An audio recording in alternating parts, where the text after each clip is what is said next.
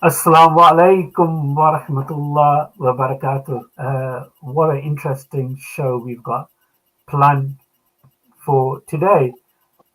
It's a first on my channel, and to be honest, this should have been done long time ago. But alhamdulillah, by the will of Allah subhanahu wa taala, we've got a very interesting guest who's got a vast knowledge in this topic of Kashmir.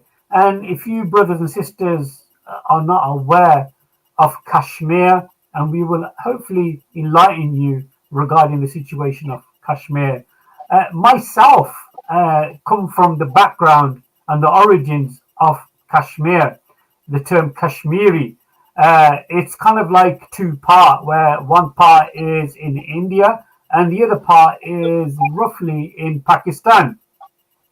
And there's peace and tranquility in one part of Kashmir, while the other part is going through occupation, terror, destruction, abuse.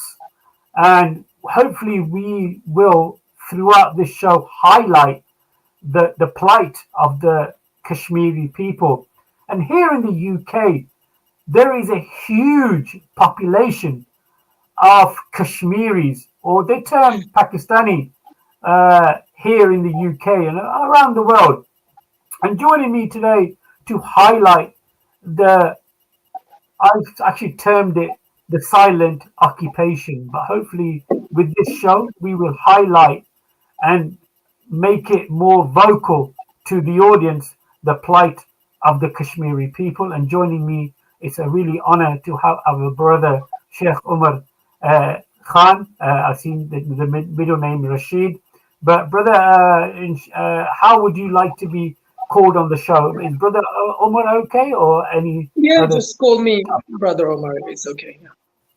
Okay, okay. Alhamdulillah. First of all, the first question I will ask you, brother Umar, is what made you really go for this particular topic, and the research behind it?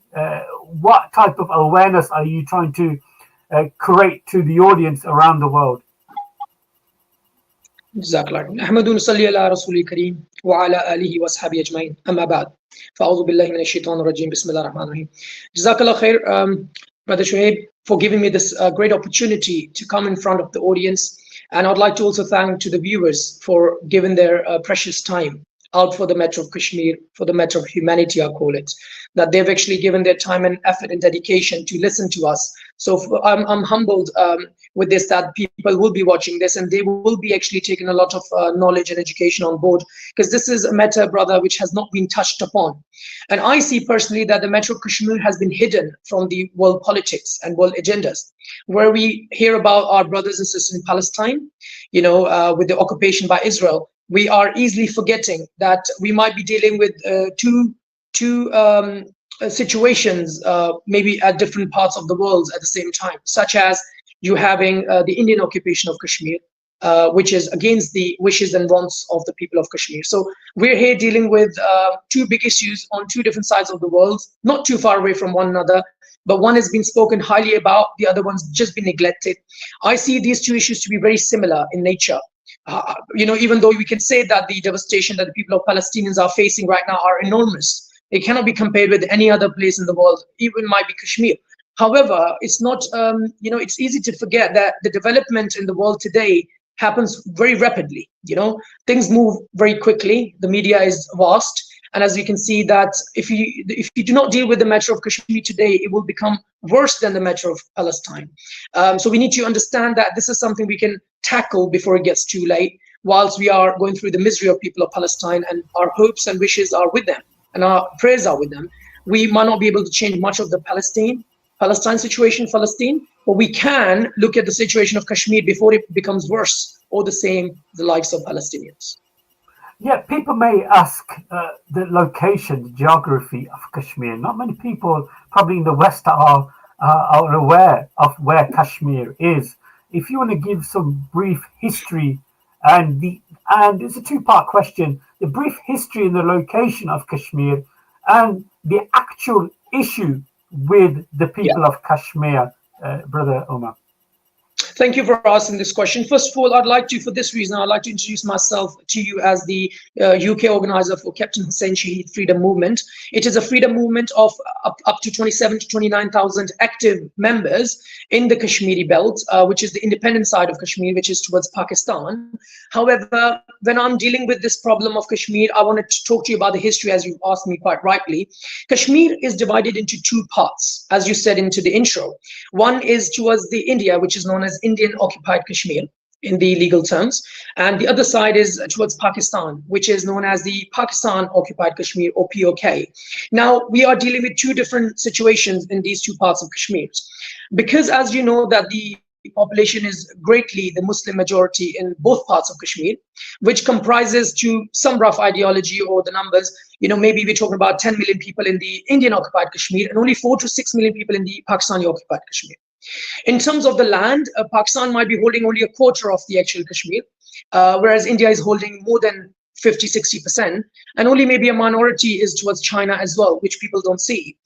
But towards the China is more like glaciers belt areas which are not inhabited by humans, whereas most of the population lies towards the Indian occupied Kashmir and some towards the Pakistani occupied Kashmir. It's really important to understand, Brother Shoaib, that the people on the Pakistani occupied Kashmir, I've been to Pakistan and Kashmir in December 2024, which is only 2 months away, 2 months ago actually. I have met with people on the ground and in that conflict zone, which is towards the Pakistani side. I've not seen any conflict with my own eyes. So I would like to say, as a person visiting Kashmir, is the part which is towards Pakistan is very, very peaceful. The problems happen on the border side, which is the bordering Kashmir bordering India, or Kashmir bordering the Indian occupied Kashmir. Now we have 4 borders. One, the border of Pakistan, adjacent joining Kashmir, which is India, Pakistan occupied Kashmir.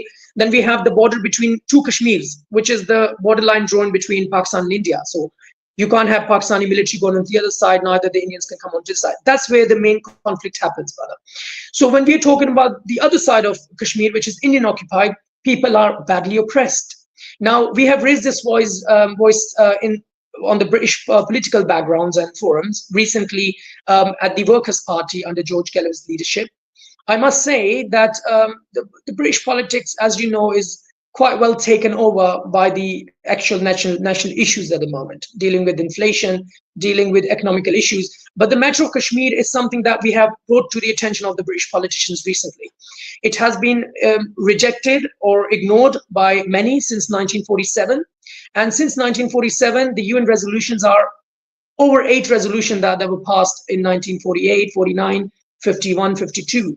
However, these resolutions just been catching dust in the files of United Nations. So we are actively now promoting the matter of Kashmir to bring to the attention of the international media and international public. And that's why we stand here today to talk about the demographics of Kashmir, the landmark of Kashmir, the history and culture of Kashmir. And we will go more into the depth of that as we speak in today's podcast. Yeah, that's beautiful, brother. I like the way you broke that down. But you gave us a brief history of Kashmir. How did this kind of like 2-state kind of situation occur? Like, who was involved in splitting up the 2 Kashmirs? For those people who don't understand that there is like 2 parts. Like one is connected to Pakistan and the other one is connected to India. What made this division? It's a very good question. I wanted to come in reverse, actually, and you're bringing me quite right. It was all a creation of the British Empire, the British colonialism, and I said into my speech recently at the Workers' Party's Congress that we are against the colonialism and imperialism, as a Workers' Party. And also as Captain Hussein Freedom Movement, we are against this empire system where one will oppress the other. British people have come away from it. However, in 1947, at the division of Indo-Pak, which was a subcontinent in the British Empire, when the sun was set, at that time there was a division that took place between India and Pakistan, and the borderline was literally drawn within, I would say, a minute, if not a week or a month, and the Britishers wanted to withdraw. However, what's important to see here is that line was drawn all the way between India and Pakistan being on the left on the map, India being on the right, from the bottom, from Karachi all the way like that. Someone would have done a nice job at drawing the line there, and they stopped at Kashmir. So they did not draw a line over there. And I think in the world, politics is done for a reason. It is done to divide the nation of India and nation of Pakistan between the issue of Kashmir. So we need to open up our eyes now and understand. And I quite highly advocate this principle that we are not against Hindus, we're not against Sikhs, we're not against Muslims. We are plainly against the mindset of imperialism, which is to divide and conquer. So this all happened because of that division, and we would like to take people back now, the people of Pakistan, people of India, people of Kashmir, who might it be, that, you know what, let's resolve this issue, a conflict between you sensibly and on the political grounds, and start trading with one another. Because you might be a Hindu, Sikh, or a Muslim, but we used to all coexist in the time of the British history and the Mughals, which are my ancestors. So we ruled quite well, and the people's rights and dignities were well taken care of. However, as soon as we have this division, we have problems of the Kashmiri, whole belt of Kashmir is stuck in the middle of these two conflicts. And these are the people who used to exist way before Pakistan and India. These people had their own identities. Kashmiris people have their own legacy and history. And that history goes from 11th century maybe onwards. And we cannot ignore that. You know, even my granddad on the Himalayas, we inhabited the mountains of Kotli Satya, Masati tribe. From the years of 15th to 17th century. So we go back all those years, you know. At that time, even the Mughals were ruling, but nothing else was there other than that. So, you know, there used to be convoys and caravans that would come from Kazakhstan, Turk, and they would go into Indian subcontinent and stop by the Himalayan belts. That's how the Kashmiri people inhabited these mountains. So it's really important to understand that you cannot just come over as an imperial state and divide people and just don't draw a full line and just leave your matters to the people who can't even, you know, we need education in Kashmir. People are well learned, but they are far away from the international politics and control. And I see this as a case of really bad control by the imperialists.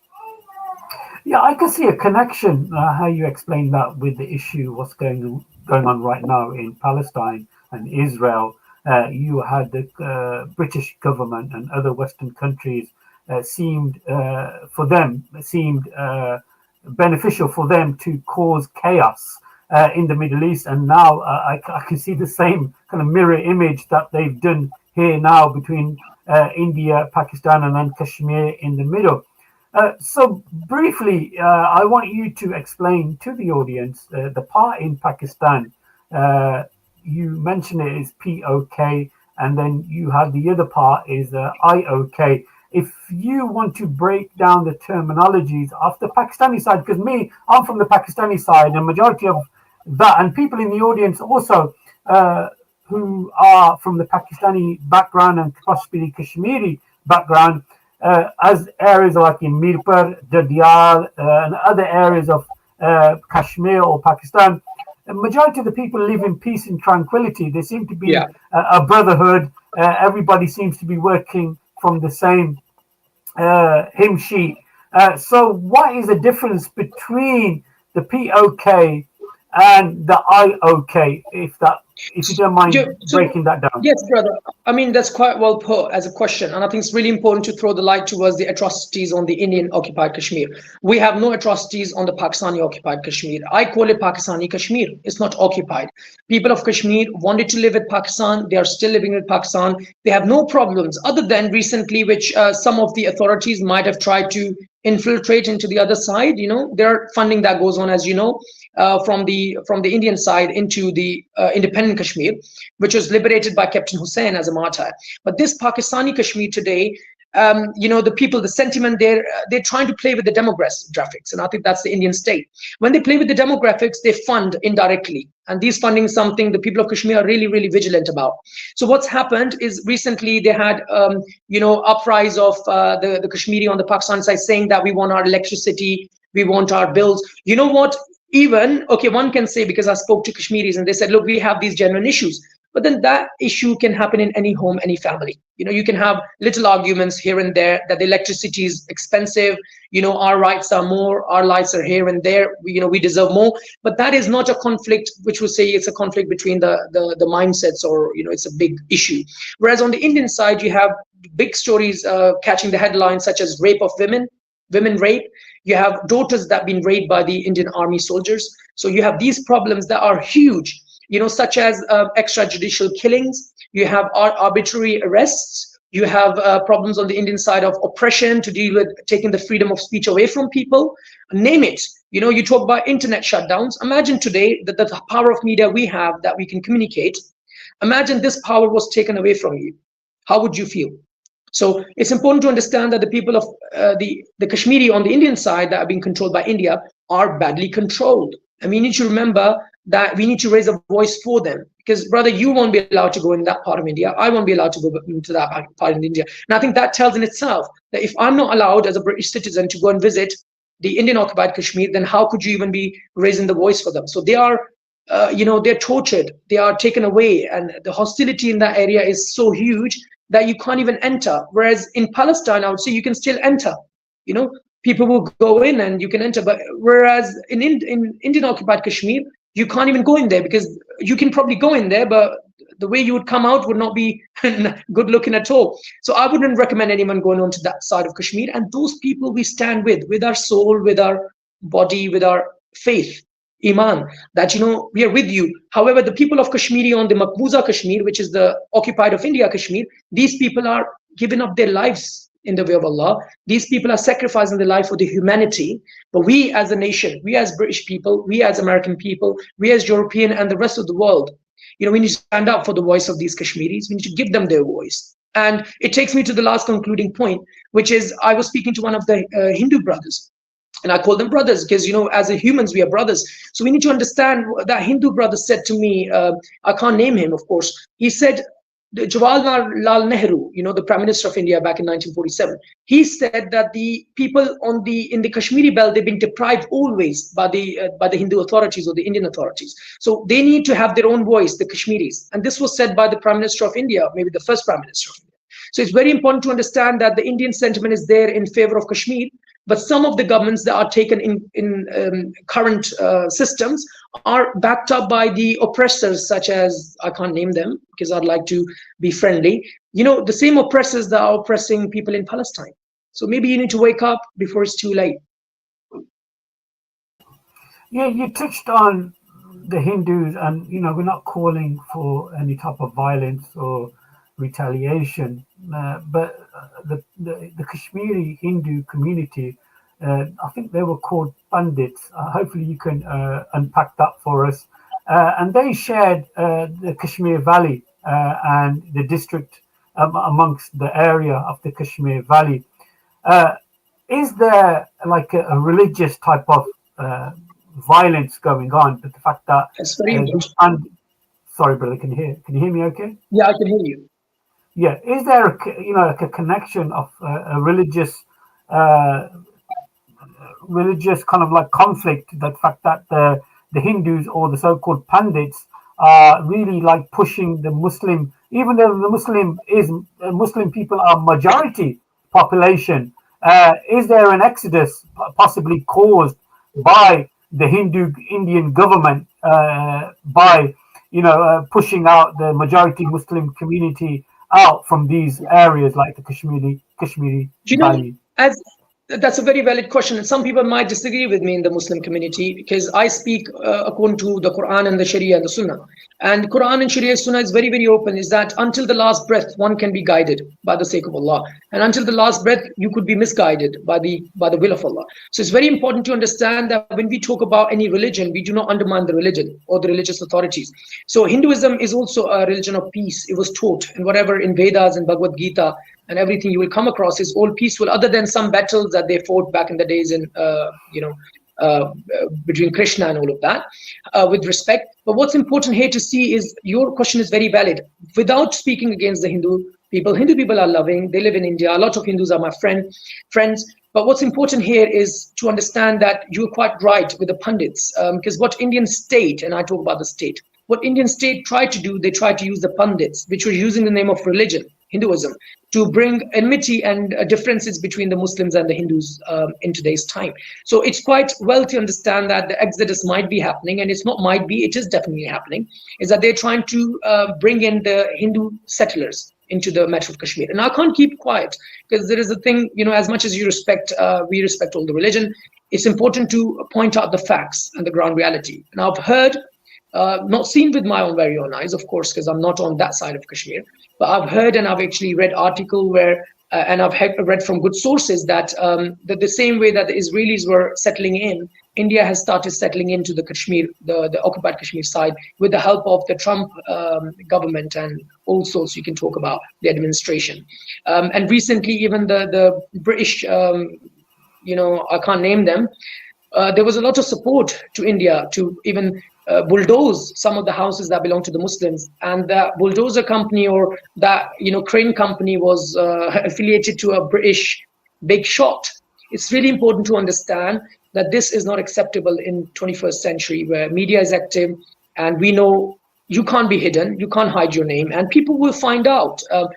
People out there, the Hindus, the Muslims, the Sikhs, even the Jews, and Jews are very loving people. They're not Zionist. We need to draw a distinction between the Zionism and Judaism, because Judaism doesn't teach any violence. Same way. So we need to take all these people on board, because who can understand Exodus better than the Jews? Who can? They've been treated by the Pharaoh in such a way that they suffered. So we need to remember that we need to take all these voices on board, because Allah subhanahu wa ta'ala says that, بعد أعوذ بالله من الشيطان بسم الله الرحمن الرحيم. Allah subhanahu wa ta'ala says, تعالوا إلى كلمة قل يا أهل الكتاب تعالوا إلى كلمة سواء بيننا وبينكم. So, say to the, if I'm right, you can correct me on the ayah, is that Allah subhanahu wa ta'ala says, oh, the Prophet sallallahu alaihi wasallam, say to the people of the book, come to the common terms that are common between you and us. So I say to the people on this ayah, because I don't have any own interest in people as such, other than I can guide them by the Quran, is that come to the common terms. What is common between Jews? What is common between Muslims and Hindus? Is humanity. So we need to remember, we do not want to paint people here with the religious background. We want to tell them and talk to them from a human point of view. And Kashmiris are suffering badly, and every human will feel the pain, whether it be Palestine, whether it be Kashmir, whether it be Ukraine, whether it be Russia, whether it be China or India. We all need to feel the pain of humans, and the reality on the Kashmiri side is very bad. So we call and we request for the plebiscite, a referendum to be done. And I'm very strongly opinionated that Kashmiris people want their state as a first solution. And once they have their own state, they can choose and decide who they want to go with. But that would be very premature to make decisions for them. My first step will be to call for a referendum, plebiscite. Once the referendum gets done, then only we can talk about the point 2. Nothing before, because if I would be putting my words in the mouth of Kashmiris, and I don't like doing that. Yeah, well, I just want to go back a bit. I think in 1990, that's where a lot of the cases of rape started to be reported by the victims. And of course, we know within the Asian community, if a woman has been molested or touched or raped, majority of the time the women don't really want to speak up about it, because it becomes a serious concern. And of course, the term besti or respect and honor really affects the woman and the family of the woman. So these reports by actually government forces, Indian government forces in Kashmir, were started become apparent in the year 1990. And also many young women, I can mention one, Mobina Ghani, and also another lady called Hasina, a 24-year-old young lady. Her and her aunt were actually, I don't want to use the word, the term, but they were molested by Indian government forces. And again, I can see the same concept by the Israeli forces and the Indian government forces, how they use the abuse of women in this type of warfare. There is a similar kind of actions, and I am going to be touching on this hopefully tomorrow with Brother Yusuf Ismail, how the Indian government is involved in both genocides in Kashmir and in Israel. So we'll be touching on that tomorrow, inshallah, with Brother Yusuf Ismail. But the cases of rape now, the fact that women are willing to talk about it and openly kind of like pass on the information to local authorities, to different international groups, such as Fighting Rape, Amnesty International, Indian and Kashmiri human rights groups have been documenting the rise of this type of behavior by the Indian government groups. I don't know if you want to share some thoughts on that, brother. It's very strong point you made there. I mean, as I touched upon the molestation, you can call it rape in other words, or all sorts of sexual violences. It has certain category, a specific category of sexual violences, as in molestation. Whereas when you talk about rape, it's more like of a rigid act on its own. So we need to remember that today's media's age, women are much more empowered. And they will speak against these atrocities or these abuses quite openly. And we look forward to more people sharing their, the stories, because end of the day is nothing to shy away from. It is the reality. If you've been through the abuse, I would say to every woman, every man, that make it to the media. And don't let people judge you. You are a strong person. You're a strong voice. But when it comes to your question, whereas, what India is doing and Israel being the same, and I would say I highly commend that, because it is the reality and the harsh reality that you have Indian soldiers going to Israel to wage war against the innocent Palestinians. On the other side, they are doing exactly the same in Kashmir, and they've been doing this since 1947. So this has to stop. And how this will stop is when Kashmiri people will be given their right to self-determination. And the right, I talk about solutions, my brother. I mean, people talk about issues, people talk about problems. I'm the one who likes to talk about presenting a solution with a problem. So the solution to the problem is that we give them the right of self-determination by the UN plebiscite, the referendum, which was the General McNaughton's view in 1952, which was the India's view. India was the one who went into UN to say call for the referendum. So, and they are the ones who are not following this. So as soon as they follow this, Kashmiris have their own rights. They will find them. But the problem here, which you have been talking about, and I quite well agree with that, is that this one government, the state of India, is funding this called terrorism. I'll call the clear word, in Israel against the humans, and also in Kashmir. And they've been painting Pakistan as a country who has terrorism. But in reality, when you talk about Pakistan, it's a very safe country. I'm working on the tourism development of Pakistan. I'm working on the Kashmiri tourism development. We are working on that. But what's important here to see is we Muslims, we Pakistanis are peaceful people. Kashmiris have had no problem with Pakistan. But as soon as you cross the other side of line of control, then you are not safe at all. And I think that fear of speaking up, and if you might be arrested, and there are, as we speak, my friends, there are 4,000 political activists imprisoned in India. 4,000. Who is talking about that? My question is, we have maybe Al Jazeera's journalists, maybe 20 of those, if I'm wrong, correct me, in Palestine. But you have 4,000, and I don't want to use the strong word, 4,000 political activists imprisoned or kidnapped, I'll call it, taken away by Indian authorities. So if you're not going to give the people their voice, you won't be able to hide. And I say to them, you can't hide behind even a mountain, because people, the British people, the American people, the whole world, Chinese, Russian, they will be standing against this. It's just a matter of time. And our job is to raise the voice. Our job is to make this an issue of Palestine and Kashmir on the same background, same platforms. We need to start raising this.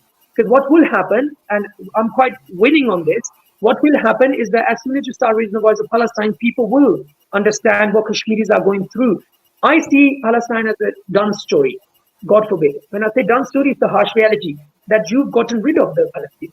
What are you talking about? I mean, as a Muslim ummah, we should be ashamed that we're not Salahuddin al-Ayyubi. We're not doing anything. We're not even standing with our voices. I'm not propagating anything here. But what I'm trying to say is that you could not advocate on the world politics for the people of Palestine. We tried our best. We all did. But that's not good enough. As an ummah, that's not good enough. We are masses in numbers. We are all divided between Arabs and Ajam. We cannot do anything. We did not do anything. We failed badly to the people of Palestine. But what we don't want to do is to fail to the people of Kashmir. Because if we did that, then good luck to us. Because all we need to do is then do the tasbih. We've got nothing else left in the day, unfortunately. Yeah, in 1947 and 1948, I think the Indo-Pakistan War, and it was also known as the First Kashmir War. I want you to really break down the war here, if you don't mind, brother. Did you say 1965? No, 1947 to 1948 was the Indo-Pakistani War, also known as the First Kashmir War. I want you really to give us a brief history on the sides of this war. So, who did he have on one side backing the Indian government, and who did he have on the other side backing the Pakistani government? And then in 1940, sorry, brother, go on. Go on.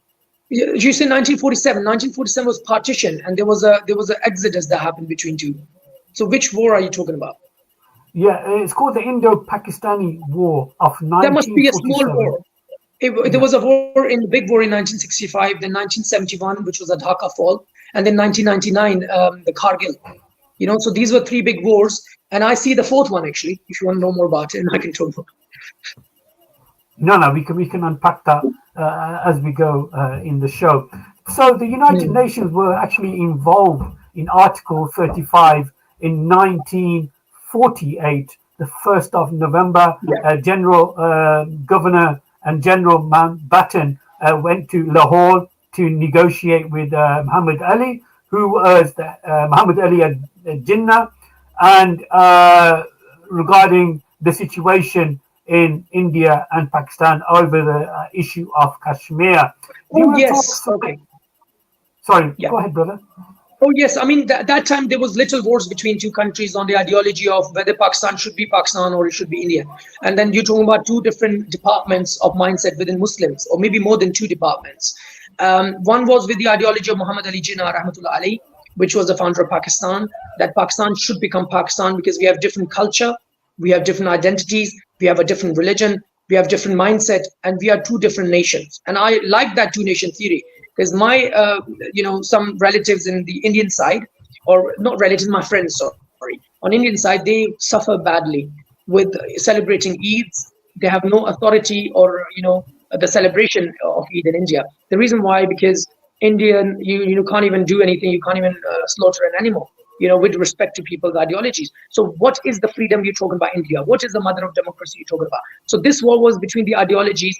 Muhammad Ali Jinnah quite well structured Pakistan, which today is Pakistan. And because of that, we are now fighting for the rights of Kashmiris. Otherwise, you'd have it all subcontinent, and Muslims and Hindus will be in the mess which they're living in India. In Congress and BJP, they don't let them come up. And, there is a lot of, oppression against the Muslim political figures. And saying that, you have 4,000 arrested. So what kind of a political struggle those who believe in against Jinnah philosophy would be looking for? And I think Muhammad Ali Jinnah, we should take our hats off. And he's not on Pakistani rupees for no reason. He was a great leader. Okay, subhanAllah. Yeah, absolutely. I'm actually learning as we go along on this show today. And I hope the audience will benefit, and the brothers and sisters who watch this show in the future will also benefit and learn about Kashmir.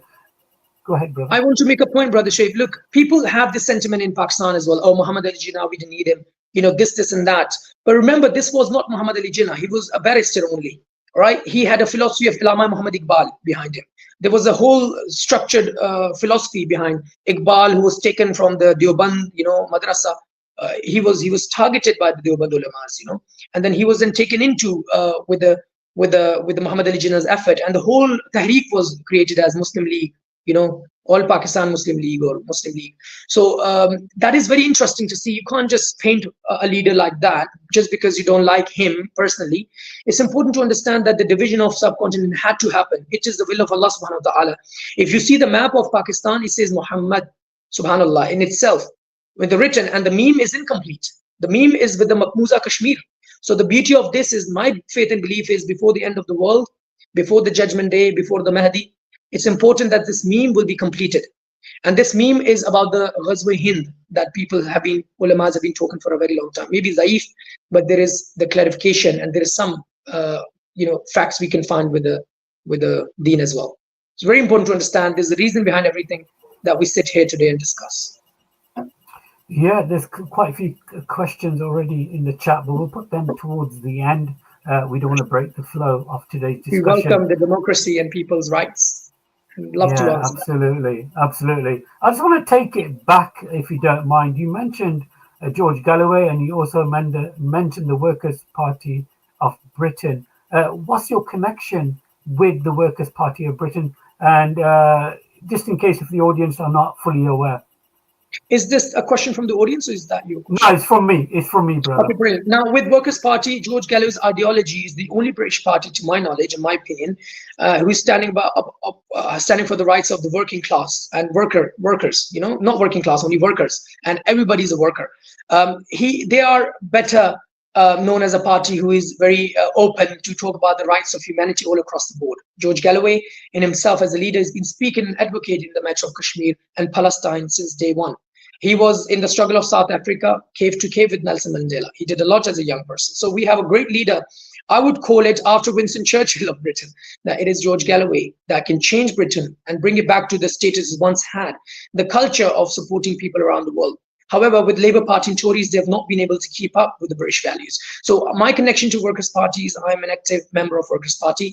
And recently I have passed a motion in the Workers' Party for the matter of Kashmir, for it to become the party's policy. And it is in the strategy and design at the moment. So it is a great achievement of the people of Kashmir since 1947 that we've been able to advocate them and speak for their rights in the houses and the mindsets and the thought processes of British political people. And my connection to them will be also a rising leader within the party. I hope they take me. If not, then I'm still a low-level member, an important integral part of a party as a Democratic Party. And I don't see any big leadership positions, because all I want to do is to make a difference for humanity here in Britain and also back in Kashmir.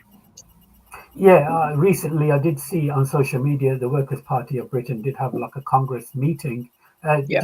I'm sure you took an active part in that. Did you give a speech or anything? I have a speech which is recorded for 5 minutes, and then replying back to 8 different ideologies, the answers as well. So it was a very brilliant effort, and I think it's been appreciated. We got 2-1 majority votes in our favor, 38 in our favor and 16 against. So it's really important to see that there's that voice there, and we want all people to stand up for the problem of Kashmir. And we highly speak about Palestine as well. But to me, I think one has already developed and one is about to develop. So it's very important to keep an eye on that. Yeah, I think George Galloway has done huge work towards the apartheid state. And he said clearly in his words that we are not with India. He used that word, and I was astonished to say that. What a great leader and what an honest person. Is that he's saying, I'm not within the Indian state, I'm not with the apartheid, I'm not with the oppressor. And we kept it very clear that we will be with the oppressed, not with the oppressors. Not with Fir'aun, we'll be with Musa, alayhi salatu wasalam. This is how it works. Yeah, absolutely. So, brothers and sisters, if you haven't really checked out the Workers' Party of Britain, I suggest go on to their website or learn a bit more about the party. And if you're able to support or become a member to the party, I think it costs about £5 a month or something like that. I was going to say that. Yeah. Sorry, brother. Yeah. I was going to say that. Yeah. So become a member and support the party, because the way the political structure is here now in the UK, it's going down very quickly, rapidly. Possible conflicts around the world. Keir Starmer and the leaders of this country are doing a terrible job. So yeah, if you're able to support the Workers' Party of Britain and look out for George Galloway, he has a weekly show called The Moats, the mother of all talk show. So go out to YouTube and check out George Galloway's channel called The Moats. Okay, we've talked a lot, and we did speak about some negative aspects about the people of Kashmir and the conflicts and so forth. What do you see as a solution for the people of Kashmir? Yeah, that's a very good question. And I'd like to say, with any political effort, there has to be certain things which are, shared with the public, and most of it's shared with the public. Certain strategy you have to also draw. So when people join Workers' Party, you'll be able to understand that will be a voice given to us. And it's very important to understand that to my knowledge, there's no other party in Britain that is speaking that honestly and clearly. Instead, in the whole Muslim world, tell me about a country, including Pakistan, who's actually speaking honestly, or Saudi Arabia. We respect them all, openly, as honestly as George Galloway. So we need to appreciate this effort and find this time and opportunity to sign up and be a member and then have your contribution. So the solution to Kashmir is one, which we should have given to the Palestinians, and we did not, we failed badly, is the right of self-determination. They need to choose which side of the wall they need to approach, whether they need to go with India, whether they need to go with Pakistan, or remain self-sufficient and as a state. So, we need to respect that. So in order to do that, we need to call for a referendum on the UN, offices being held in Kashmir, both parts, demilitarization of armies from Pakistani side and Indian side, so we have no army left. And before you take the army away, my proposition would be that you put in a good policing force chosen by the locals and the ones which are upholding the laws, such as the Metropolitan Police Service. You can disagree with me on things, but like an English, police service chosen by the people, kind of elected, or, kind of like enforced by themselves, not from Pakistan, not from India, because then you have a problem of indirect funding. So we need to remember, we need to give them the voice. Then I'd like to suggest that India and Pakistan come on the podium, on the dais, and debate in Kashmir. There's nothing wrong, but under the supervision of the United Nations. And they debate to form the mindsets of Kashmiris, because this matter is between two nations. Now, in order to resolve it, we need to give them the right to speak and shape the mindsets. And whoever wins that, whoever can convince the people to their side, do that. And then let them do the referendum. And once they're voted in to that referendum, that results would need to be accepted by both countries. And the respect should be given to the people of Kashmir. Let's say if 60% people say we want to go with Pakistan, let them go. If 60% say we want to go with India, let them go. If they say we don't go with either one of you, then you don't. And you appreciate and respect them and draw borders in such a way that helps Kashmiris. One thing, as a small leader in my own capacity, when you suffocate people, they go away from you. When you give them their voice, they will come closer to you. So now between India and Pakistan, the struggle will be who takes care of people better. Another thing is that we need to understand that the huge dynamics, demographics, which have been tried to change by India, is Muslims. And we know al-Muslim akhun al-Muslim. We know very clearly. A Muslim is a brother to a Muslim. So when it comes between India and Pakistan, I'm very sure, and I'm very, very strong on this opinion of mine, which is not the referendum, is that all the Kashmiris will choose Pakistan. Because demographically and geographically, you cannot live on your own. You can have an airport, you can have these things, but you know what? Let them decide maybe. But my proposition or my opinion will be, look, be good with Pakistan in relations, even if you want to be independent, and then trade and be self-sufficient. This is my position. However, if they choose to be independent and they don't want to share borders with anyone, that's the Kashmiri's voice. But I would say realistically, it makes sense to be with the Ummah. And there is so many dalils of Islam I'll give, but not now. That will be the second stage of our step. The first one is referendum, inshallah. Oh, thank you for that. That's really interesting, to be honest. We will go through some of the questions quickly. I'm going to put them on the screen and we can go quick fire. Do you support how Pakistan gave up a slice of Kashmir to China in return for nuclear technology to make the atom bomb? Okay. No, yeah, I do. First of all, this question, in terms of nuclear, I'm not sure whether they took it in exchange of nuclear bomb or not. I'm not sure at that time whether the technology was already in Pakistan by Dr. A.Q. Khan developed, or the China did it, because to my knowledge, it was a friendship kind of thing. Pakistan got K2 as a gift from China. I'm not sure if many people knew about that, the second largest mountain. This is the friendship between China and Pakistan has always been since day one. They've supported one another. When it comes to giving Kashmir to China, those parts of Kashmir, I'm hardly sure that they even, anyone even lives on those sides of Kashmir, because they're very huge mountains, and that's a strategical issue. Maybe Pakistan did it to China to go against India. It was strategic warfare, but I don't know, it could be many reasons. But giving any land to China or anybody is not acceptable. I don't agree with this. Even Pakistan did it for good intentions. But what will happen, inshallah, is that we need to speak for the rights of Kashmiri. Every inch of land will be returned. Every inch of land, whether it's on Pakistani side, Kashmiri side, Indian side, or whether it be the Chinese side. All of these parties will be involved. And then we can ask them what will happen in the referendum. And whatever happens in the referendum, that will be honored. And all of these landscapes will come into as a result of the referendum. So we'll be given to the let's say if they say, the Kashmiris say that we want to come with Pakistan, we'll make sure all of this land, inch by inch, even the Chinese one comes back to Pakistan. But if there is something between Kashmiris and Chinese that they want to give that land still to China, that is something between Kashmir and China. All right, but we need to give them the independence. So what we are talking about here for Kashmiris is their own voice. And Islamically, I'm the first one to stand up for the Kashmiris, is because they have the right to speak. Every soul has a right for expression of their views. And if you don't take that, we don't win. And inshallah, Pakistan military, inshallah, Pakistan government is with this belief that Kashmiris will have their own voice. But remember, at the same time, the Pakistanis fear that the Kashmiris, can be taken on a ride by the Indians. So be very careful. We're here as Muslim to support you. So don't think Pakistan army is your enemy. Don't think Pakistan government is your army. Government, we don't even believe in. They've got many corruption problems. The army has little problems here and there. But remember, we all are Muslims. We might have great people. We might have bad people. But when we talk about the Ummah, our hearts beat for one another. We need to read that before we are taken on a ride by somebody who is not a very good friend of yours. So let's sit down. But at the end, Kashmiri voice will be honored, inshallah, and Allah will make sure that happens. Inshallah. There we go, rapid fire to the next question from Brother Mehdi Ahmadi. If India and Pakistan didn't partition, wouldn't Kashmir have been considered as part of that? If India and Pakistan didn't partition, would Kashmir have been considered as part of that? A part of who?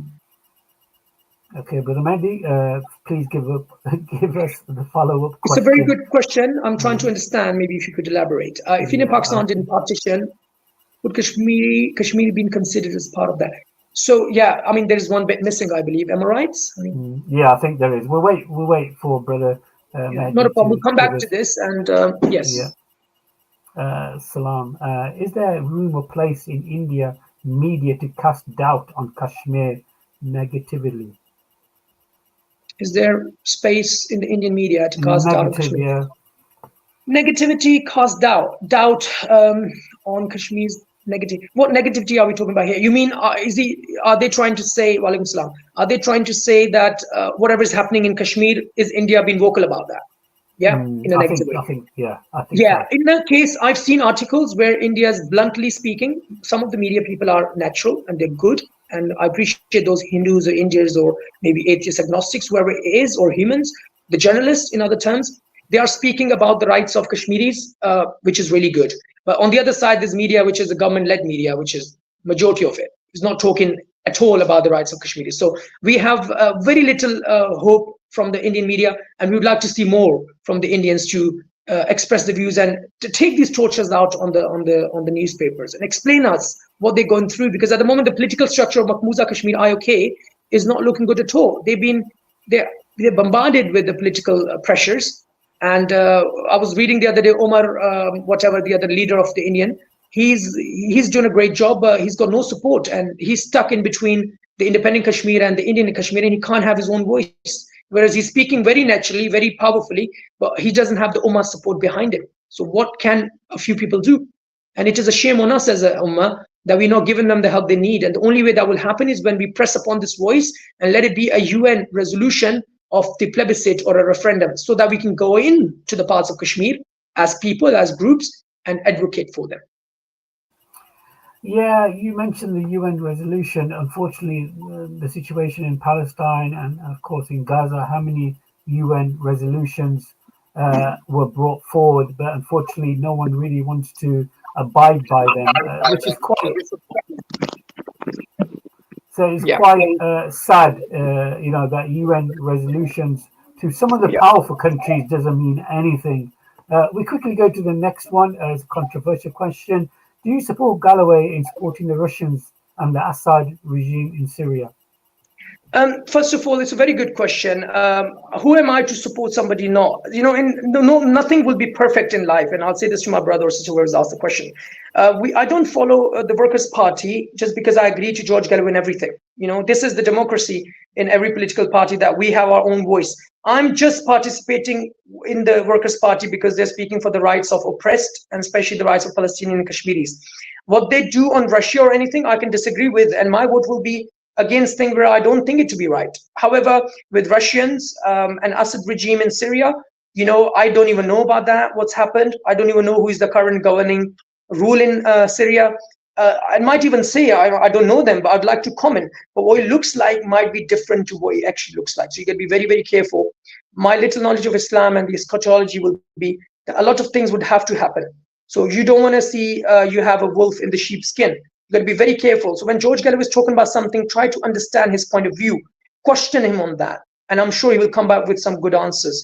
But yeah, I don't blind follow anybody. I would not be following any leader of the world other than Quran and Sunnah. And the best thing is that we don't have our own leaders at the moment, and we need to produce more. And hopefully one day we could be led by good leaders. That's what we're looking for. So hope that answers the Inshallah. question, but I have no idea what Russia wants to do tomorrow. I have no idea what Assad is even doing in Russia. But what's important is that we have problems here in Kashmir and Palestine, and the Ummah needs to think about those. If this was a talk about Syria, I would love to know more about Syria, but yeah, unfortunately, it's a very, very muddled position of Syria at the moment. I really hope the best for the Syrian brothers. Sure, I mean, keep your questions coming in. If there's anybody in the chat or anybody who will probably watch this in the future and they want to like debate this topic from a different standpoint or a different viewpoint, yeah, come along and hopefully we can arrange a discussion, a back and forth with Brother Omar and his opponent. So if there's anybody from the other side who wants to come on in the future, and we can arrange a nice discussion, friendly discussion. Next question: what if Kashmir votes for independence? Will you support such a referendum outcome? Yeah. I have already answered this, but I'd like to answer this again. As I said, as a Muslim, first of all, more than anything, before being a Muslim, we're humans, ashraful makhluqat. We need to remember that we're humans, we need to think about humans. So what is thinking about Kashmiris is giving them the voice they deserve. In my speech in the Congress at the Workers' Party, I said we do not want the voice of Pakistan or India. We want the voice of Kashmiris. And I'm confident that the Kashmiris will want the voice of Islam. But if they don't, I'll be the first one telling the Kashmiris that we need to be with the Ummah. And if they decide they want to be independent, yeah, inshallah, I will support that 100% myself. However, there has to be a lot of things done, and there are case scenarios, we can't conclude those. But inshallah, whether they go left or right or in the middle, I'm with them. Whether they want to be independent or they want to go with Pakistan, I'm with them.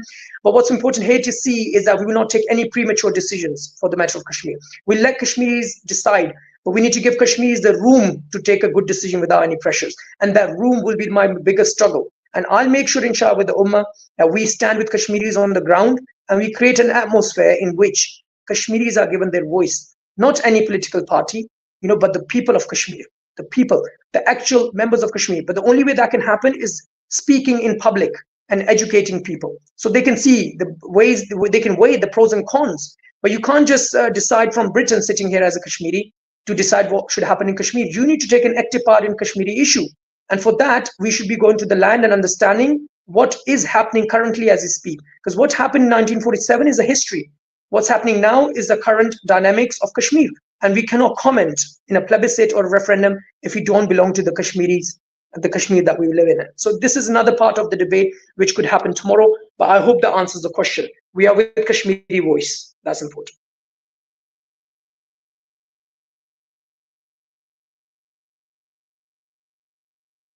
Yeah.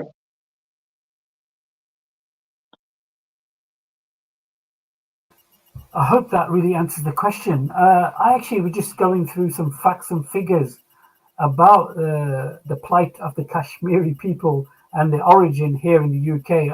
According to statistics, it's over 500,000 people here in the UK who have Kashmiri origin. And initially in the 1960s, they were brought over here in the UK as labourers. And I can actually verify that because I remember my father and my grandfather working in hard factories in the steel industry once, many years ago, when the UK used to have a big steel industry, and the majority of them were based in Birmingham, Bradford, Manchester, Leeds, and Luton. And it's amazing. Like I said, I have got ancestry from Kashmir. Brother, let me just get this question out of the way. Okay. So yeah, brother, 1 hour has gone so quickly, subhanAllah. Is there anything that you would finally would like to tell the audience, and where could they really get hold of you? I know you've got a YouTube channel. If you want to type it in the chat, so people can go and subscribe to your YouTube channel, and let's get the brother. Let's get some of his subscriptions higher. The brother has got a YouTube channel. So if you want to put it in the chat or the private chat, and I can highlight it so people. I'm not so quick with like the tech here, but if you could kindly go into that, have you got the link for that, or Let me just do it now, brother. the one I gave you? So maybe you can have a look at that. I'm Yeah, not. sure. No, I'm trying to. Okay, so one thing very important I'd like to share with the audience is with any principle of life, with any problems in life, we need to have unity. So I've noticed that the people of Kashmir are lacking the unity at this time, and the whole Ummah is lacking the unity. And the hadith of Prophet Sallallahu Alaihi Wasallam is that khairun nasi man yanfa'un nas, kama qala Rasulullah Sallallahu Alaihi Wasallam. The best amongst you is the one who is beneficial to others. So we should see it that way. It says al-nas, it doesn't say al-Muslim. You know, khairun nas, the best amongst the nas, man yanfa'un nas, is the one who is beneficial to the nas, to the humans. So we need to remember we are only going to be beneficial to Kashmiris when we hear them out completely. And their voice would need to make a difference, not the voice of any country. And we need to understand if we are believers and if you're good humans, we need to give them the right to express their views.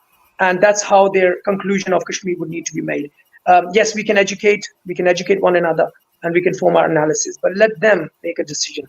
And I'm sure we stand with Kashmiris and everybody will. Let's unite. Let's get together. Let's make this chat famous, because then if the word goes out, then the impact will be there.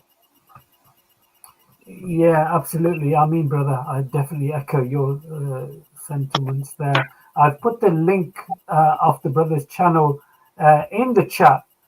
So if any brother and sister wants to go and show some support, I've pinned the YouTube channel, brothers, in the chat now. Go to the brother's channel. Please subscribe, like, and share. We really need to continue in highlighting the situation of the Kashmiri people, just like we've been doing for over a year now, myself and brother Yusuf Ismail, of the plight of the Palestinian people. We should do likewise with the people of Kashmir, more so due to the fact that we've actually blood related. Like I said, I have got ancestry, origins from Kashmir, and of course many people here in the UK also have. And I'm hoping if anybody watches this show in Pakistan or any other parts of Asia, please like, share, and subscribe to the channel, and also to brother Umar's channel. I have put the link in the chat. You can see the name there. So please go and support. I really would appreciate it. Final thoughts, brother, before we end the show. Even a beautiful small supplication would be amazing just to end the show. If you want to conclude the show with a small supplication. Inshallah. I just Jazakallah khair for giving the opportunity, brother, and may Allah reward you for this. And just wanted to say that my channel does not only have Kashmiri content, it has other concept of Islam, the eschatology. So it'd be worth looking at it. I'm not doing so many videos, but I'd like to help others to learn about, what deen and the combination and contrast of dunya is like. But inshallah, people can benefit from this as much as I know. I'm a very small student of knowledge. I'm not even in the lines of being a student, forget about being a scholar. So maybe just judge what I'm saying and then make it sense, make it connect, with Quran and the Sunnah. One thing I wanted to say is we'll make dua. May Allah subhanahu wa ta'ala, liberate Kashmir with the wants and wishes of the people of Kashmir and make them unite with the Ummah. Because the unity, Allah subhanahu wa ta'ala says in Quran, وَاعْتَصِمُوا بِحَبْلِ اللَّهِ جَمِيعًا وَلَا تَفَرَّقُوا. So hold on to the rope of Allah subhanahu wa ta'ala and do not be divided. So this rope of Allah subhanahu wa ta'ala to me is straight. And all of us, Kashmiri, Pakistani, all of us, we need to hold on to the rope of Allah if we need to be successful. So my understanding as a Muslim and as a scholar or as a student is that we all need to be united, not divided. So when people think about this notion of being two different lands, always remember that this is against the principle of Islam. This is against the Shariat of Sallallahu Alaihi Wasallam. So be very careful whether you want to choose dunya or deen. If you choose dunya, then you're gone in dunya. If you choose deen, then you're successful in both lives. That's all I'm going to say. May Allah subhanahu wa ta'ala unite the people of Kashmir and the people of Pakistan to unity of deen. May Allah subhanahu wa ta'ala unite the people of Syria, unite the people of Palestine, all around the world, and make it easier for them. And do not give us the leadership which is hidden in the wolf skin, like sheepskin as a wolf. Because at the moment, what's happening around the world is we are seeing people with long beards and, like jubbas. But in reality, they are the agents of Tom, Dick, and Harry. So we need to be very careful in taking someone as an allegiance to, if we choose a leadership, because the leadership is according to Quran and Sunnah. Allah subhanahu wa ta'ala, I'll end on this note that Allah subhanahu wa ta'ala says in Surah Al-Anfal, the first verse, وَأَطِيعُوا اللَّهَ وَرَسُولَهُ إِن كُنتُم مُؤْمِنِينَ. So the criteria of you to be a believer is وَأَطِيعُوا اللَّهَ وَرَسُولَهُ إِن كُنتُم مُؤْمِنِينَ. So follow Allah and His Messenger if you are a believer. And another way, if you translate it, if you are a believer, follow Allah and His Messenger sallallahu alaihi wasallam. So this is how the emphasis in Quran is. You connect yourself to Quran, connect yourself with Islam, the world will be yours, inshallah. Amazing. Excellent show. I really have learned a lot today, Jazakumullah khair, and even about Same my to own you. history. Jazakumullah khair. If you really enjoyed the show, if you liked it, please don't forget to like, share, and subscribe. And again, finally, please go to the brother's channel. I've put the link of the channel in the chat right at the top. So go and show your support by it's free, brothers and sisters. There's no cost. Just go and subscribe to the brother's channel. He talks about many more topics other than this important topic. And once again, thank you to all the brothers and sisters for tuning in. Stay tuned. Tomorrow we will have a show with Brother Yusuf Ismail, just confirming the timetable for that. And then on the 23rd of this month, which is a Sunday, or I think it's a Monday. Let me double check. I'm sure it's a Monday. Yeah, the 23rd, sorry, is a Sunday. We will be doing the live debate regarding the Quran only versus the brother Yemeni. So stay tuned for that, brothers and sisters. Don't forget to keep us in your dua. Don't forget to keep all the Muslims who are being oppressed and the ones who are being the oppressors. Keep them in your dua. May Allah guide the oppressors, and may Allah have mercy upon the people who are being oppressed. Jazakumullah khair, your brother Muhammad from Kaaba Fef.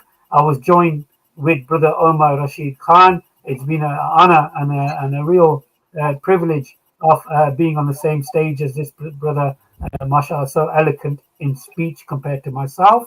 Brother Muhammad, just wishing you all a good evening or good morning or whatever you are around the world. Assalamu alaikum wa rahmatullah wa barakatuh. Wa alaikum salam. Thank you very much.